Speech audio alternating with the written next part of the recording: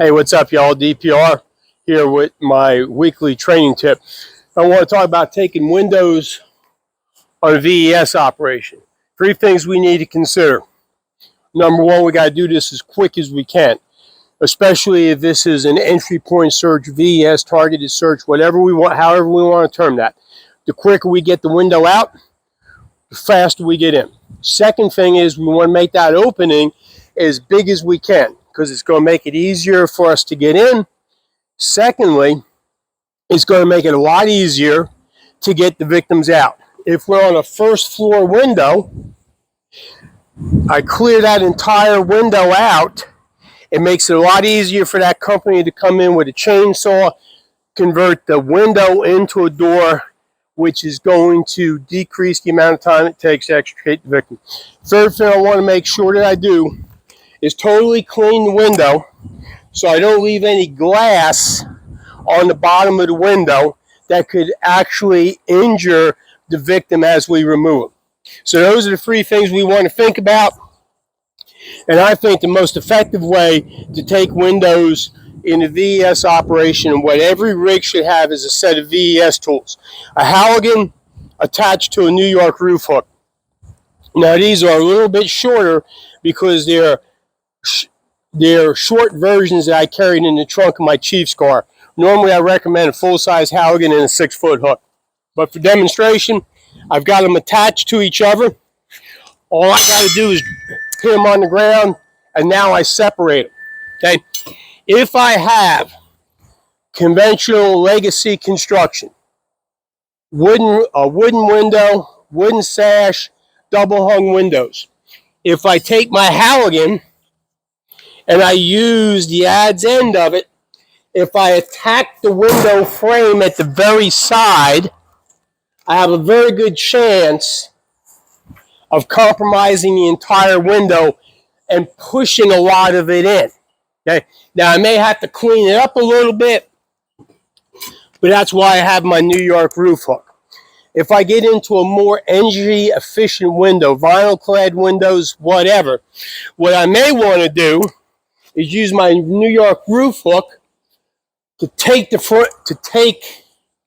panes, or make a hole in the panes where I can stick my hand in, unlatch the window, and now I offset them. So then when I take my Halligan, I'm only attacking one of the sashes, and it makes it much easier for me to remove the entire sash. Newer style windows, you'll see 1 or 2 things. You'll see the lock in the middle, or you'll see a lock on each end. So size the window up real quick. 1 thing to think about.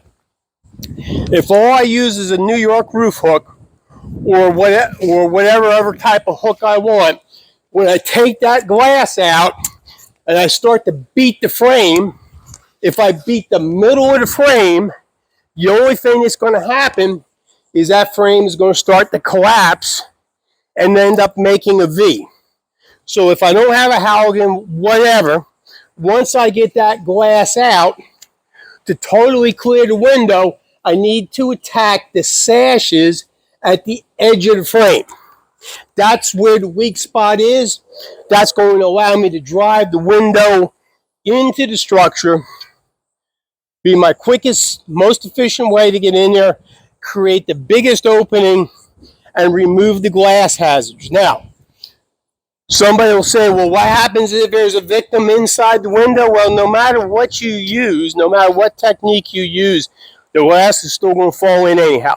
So if there's a victim in there, in my opinion, quicker we can get in there, the easier it is for us to get in, and the easier it is for us to get the victim out. The victim's in a much better place. So that's my training tip for the week. I always appreciate you all tuning in. I'm going to step up to the camera, and I've got to give my man, Devin Craig, from Train or Die, a big shout out. Show you the back of my shirt too. Devin's a solid guy. If you have a chance to catch any of his classes, by all means, you will not be disappointed. And if you're looking to buy some pretty neat swag, check him out, Train or Die. He's got some really cool stuff out there. So thanks, as always, thanks for your time. I appreciate you dropping in. And remember, the comfort zone is where excellence goes to die. Stay well.